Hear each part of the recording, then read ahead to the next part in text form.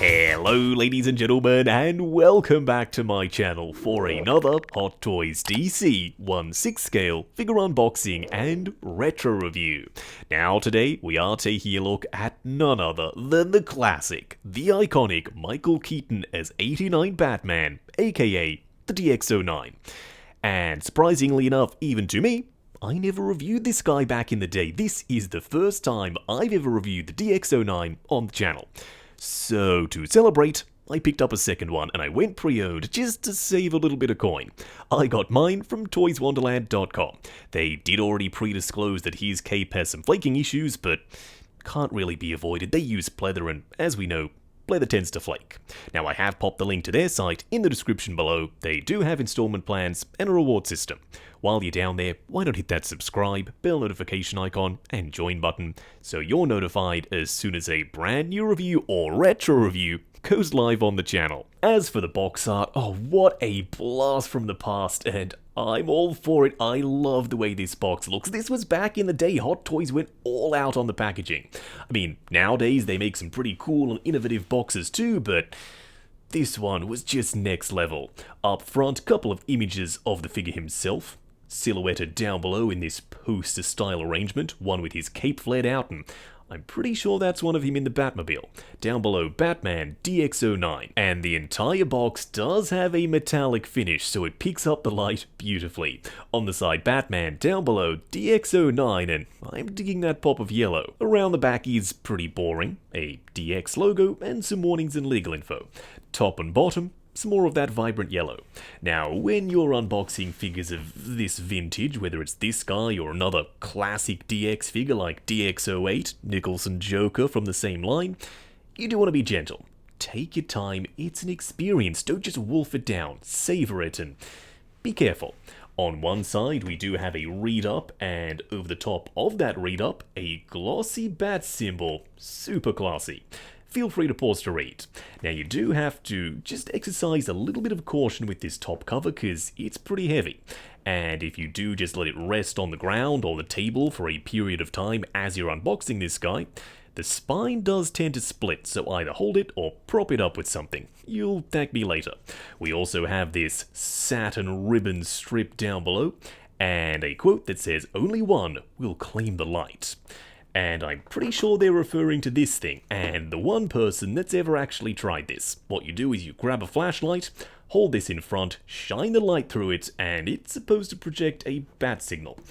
Doesn't really work, but still, I appreciate the effort that Hot Toys went to throw that in. We also have a little bit of a read-up overlay on top of this foam block that holds the figure, but enough fooling around, let's get this guy out here. I know what you're thinking. Justin, really a snap transition? Such a cop-out. You call this an unboxing? Yeah, I do. But like I just said, sometimes with older figures, they require a lighter touch. A full rubber suit in a block of foam? You could put two and two together. That's a lot of friction. I didn't want to jinx anything, so I just caressed him out of the packaging, and he was pretty successful. He's still in one piece. First in-hand impressions? Oh, this guy's still got it, just like Michael Keaton. Now, the top layer of foam can be removed to reveal more stuff down below.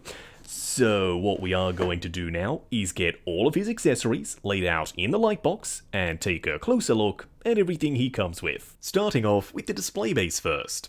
Nowadays with our DX figures, sometimes we still get this style of base, but more often than not, it's a big honker diorama, and I love dioramas, but sometimes keeping it simple is the classier option. That's exactly how I describe this base, super classy. It's black, with this textured finish up top, so it's nice and grippy for Batsy. And we do have a glossy yellow bat logo smack bang in the middle. This logo is accurate to the promotional material and the poster, rather than the batsuit. You'll see what I mean a little bit later. Up front, Batman MMS DX on an etched metal nameplate, and two funky looking circles. Nowadays when we get this base, they're just circles. They move around and they do nothing. But back in the day, you could pop in 3 AA batteries and oh yes, they were actually functional. They're spotlights, they're LEDs. And these LEDs are super bright. Then up top, an adjustable crotch grabber. I did want to get these out of the way first, because just laying there they literally look like 2 black pieces of spaghetti, but They're not spaghetti, you can't pop these in water and eat them. They're actually poles for his cape. You pop them in the cape and he can spread it out to show off his full wingspan. I didn't think that was going to be possible to show just due to the age of the body and the joints not holding up, but I've already shot the clip and oh yes, it was definitely possible. Stay tuned. This thing is really cool. It's of course from the museum scene. Joker bursts in, he's playing Prince, cause why the heck not, gotta love Prince, and Batman uses this thing to launch a zipline. The back piece does slide over his gauntlet, painted in silver. The main body is glossy black, and yes, you can actually actuate these two front pieces, and in the middle is a real metal spring. It doesn't fire, but still, it looks the part. Also, these spikies and the front ones, they're a little bit prickly, so please, be careful. This accessory I like, but I kinda wish the Batarang wasn't permanently attached to the string. You could of course cut the string, but I don't think that's something I want to do, because then it would be very difficult to reattach it, so for now, I'm going to leave it as is. The string is quite long and at the end, a real metal loop. The Batarang, decently well sculpted, once again prickly, and we do have a little bit of silver paint on the blade sections. In the movie, the Batarang can fold up, but unfortunately in 1/6 scale, it can't, because those hinges, they would be really tiny. Speaking of tiny hinges though, the grappling gun absolutely can fold up. There's a magnet in the handle and you can split the front portion from the main body because it can store on his belt using this clip piece and the aforementioned magnet. I personally have never tried this, but I can't wait to, so when we get the figure out here, we'll pop this on his belt. The reason I haven't tried it is because back in the day when I first got this guy, I wasn't adventurous as I am today. If I break something, well, so be it. At least I've shown you how not to do said thing. But fingers crossed, that doesn't happen. Now he does come with two very prickly bat shuriken, although there aren't any bats on them. They are decently well painted in this shiny silver with gold in the middle and some washes in the circle crevice to bring out that sculpted line work. Now we're getting to the really small accessories. On one hand, the gas dart. I'm pretty sure that's what it is. We do get 3 of them. It's prickly at the front and translucent in the middle, because that's where the gas stuff would be. We also get his Batmobile remote with a silver mesh microphone on one side and also on the other. And in the middle, an absolutely tiny bat symbol. Because you know, Batman's branding, it's on point. Now we do get this stopper piece that slides into his gauntlet so he can stop someone's punch or kick. There are some dots sculpted into the front. And we also get a teeny tiny time bomb, painted in metallic silver with washes in the crevices and even some zeros on the screen, so this bomb is about to go. There are 3 mouth plates in total, but we'll just look at one now, because what's the point of looking at the mouth plates separately? We want to see them on the body. This one is the neutral one, and that expression looks really good. Looks like Michael Keaton already.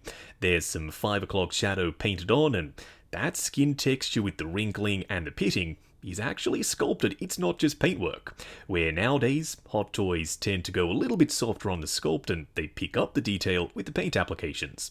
But back in the day, it was kind of the reverse. I know, I lied. I said we'd look at the mouth plates on the figure, but I want to look at this one because I can get so much closer here than when I'm trying to wrangle the figure on camera. This one, you can make out his individual teeth nicely sculpted and painted. And the blood, it actually looks really real and wet, but we'll touch on this mouth plate again later on. And lastly, a full array of hands with a bunch of unique gestures. This one is meant to hold his grappling gun, and this one's meant for that punch/kick stopper. We have some ribbing sculpted in, some wrinkling and stitching, plus this grainy texture on the surface, and on the palm, some silver painted dots. Those dots are accurate. They were actually there on the real screen-used suit, so I'm glad that Hot Toys got that detail down. What we are going to do now, though, is get Batman himself out here. Standing straight up and down in the light box, no crazy poses or accessories or anything like that. And if you asked me right here and now, hey Justin, what took you so darn long? Why are you only just now getting around to reviewing the DX09? I couldn't tell you. I don't know what took me so long. I guess some part of me was just waiting for the right moment. And now, with Michael Keaton reprising his role as the Dark Knight in The Flash, and Hot Toys releasing or announcing the new 2.0 version of this guy, That was the kick up the butt I needed. Think of Michael Keaton sitting in his armchair in Batman Returns and the bat signal goes off and the lights all point at him and he stands up knowing he has to get to work. That's kind of like the aha moment I had, and I decided, yeah, let's get this review done. Now, this guy, even for his age, looks fantastic. It's absolutely Keaton in the bat suit. Proportions are good, textures of the rubber on the suit also on point. Even the cape in the right pose, it can work, but there are a couple of things which did let this guy down ever so slightly back in the day, and time does take a toll on all things, including hot toys. So some of those things, nowadays, they are exacerbated even more so. We'll get into that, though, in just a second. Up close and personal, kicking things off with Batman's head sculpt. Even by today's standards, it's a damn good sculpt. From the front. But from the back, we do have a couple of things to discuss, and we'll get there in just a second.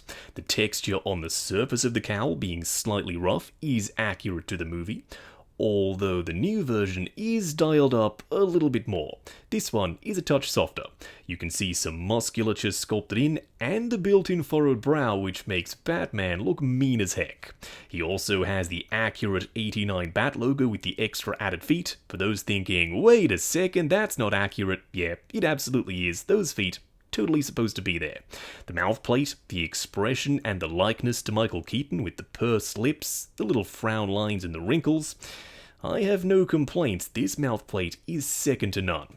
Also, they have included some gaps on the side of the mouth plate area just cause in the film, the cowl didn't fit him perfectly, so they wanted to capture that in 1/6 scale, they have. The cape is still the stock cape, which is truly dreadful.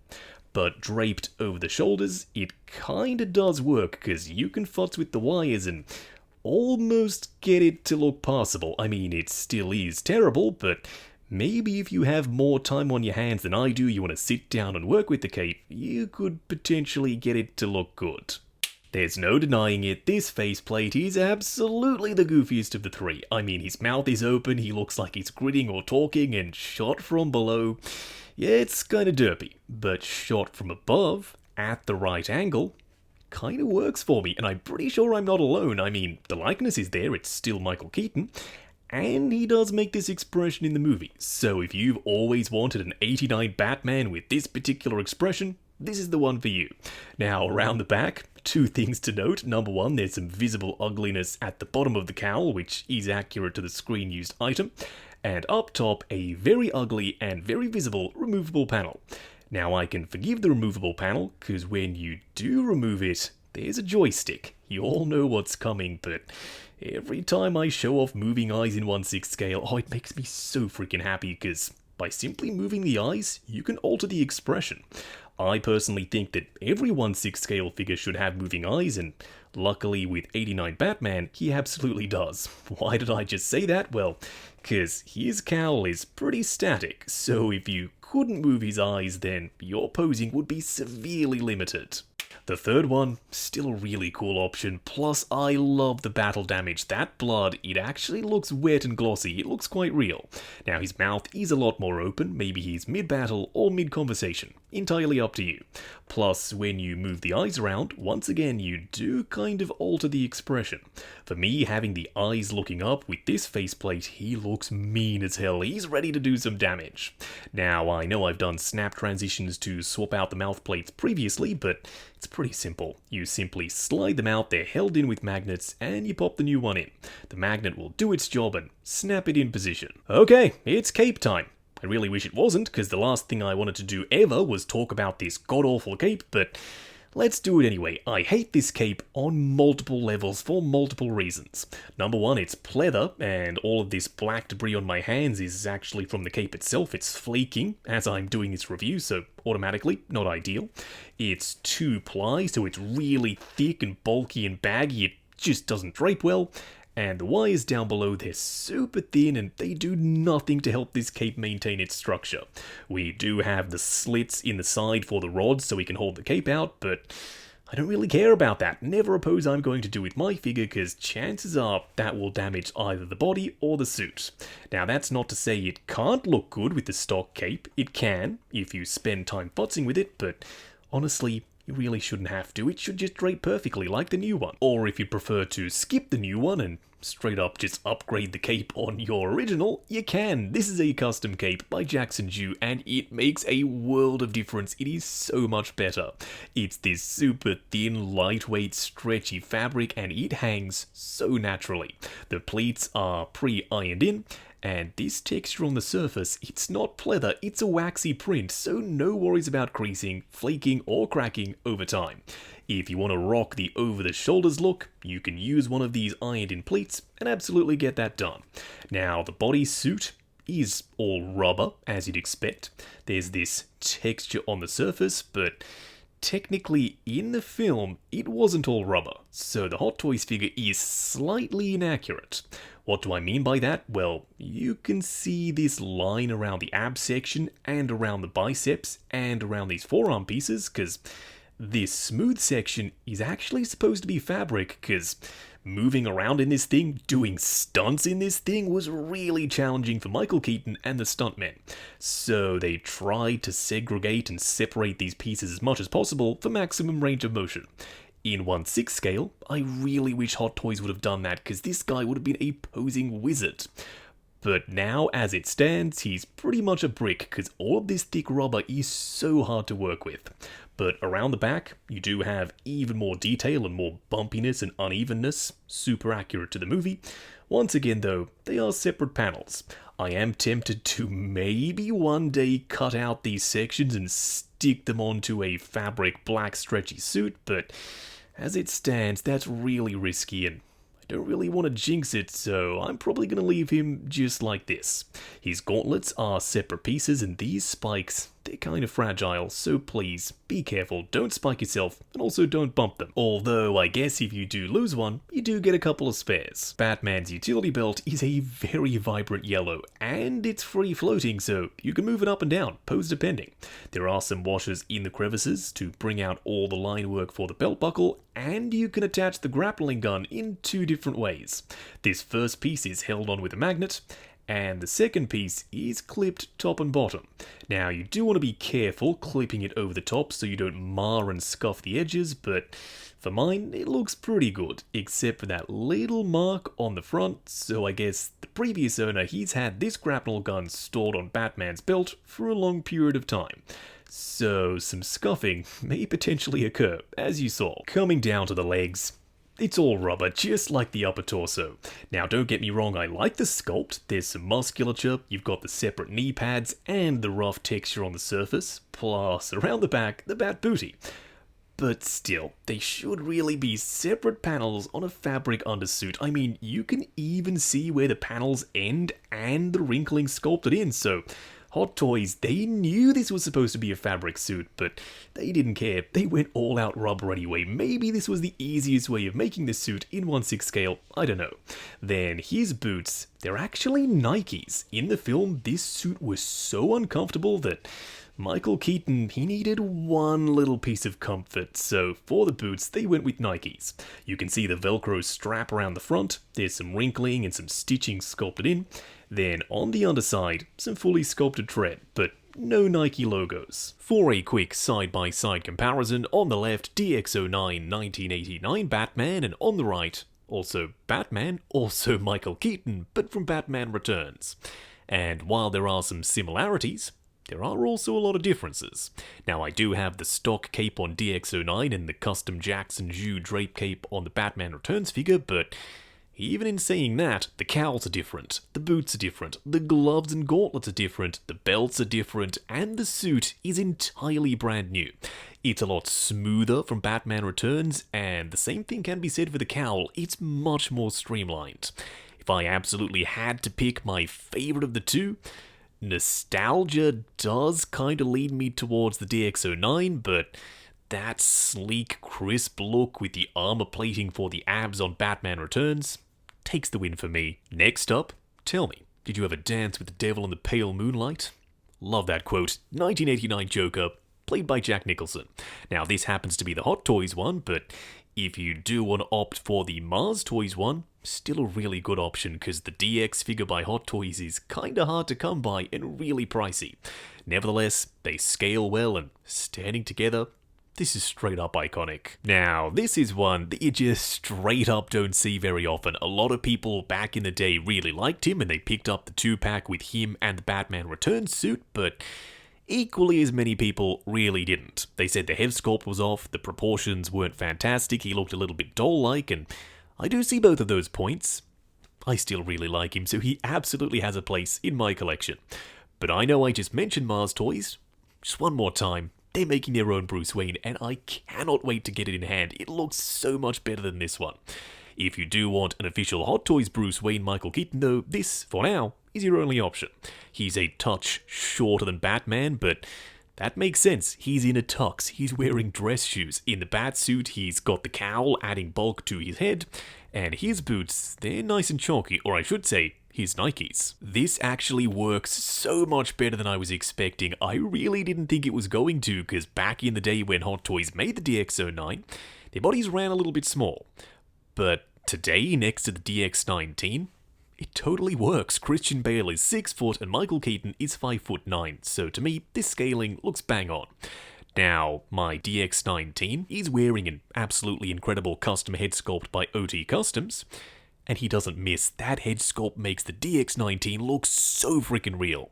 I would love to see OT Customs take on an 89 Batman head sculpt. Who knows? Maybe one day. This is where the scaling kind of falls apart. See what I mean about modern day figures being in that larger format? Because Val Kilmer, he's 6 foot, just like Christian Bale. So I wouldn't be surprised if the new 2.0 version of 89 Batman was actually a little bit taller. And lastly, an absolute beast of a figure. BVS Batman Ben Affleck in the cape and cowl. Comic-inspired versus this dark, moody, rubber-clad version of Batsy on the left. Ben Affleck is taller and he is a lot beefier. Plus, I've done some mods on mine. I've custom repainted the suit, I've removed the bottom row of abs, and he has a brand new head sculpt, plus a custom cape.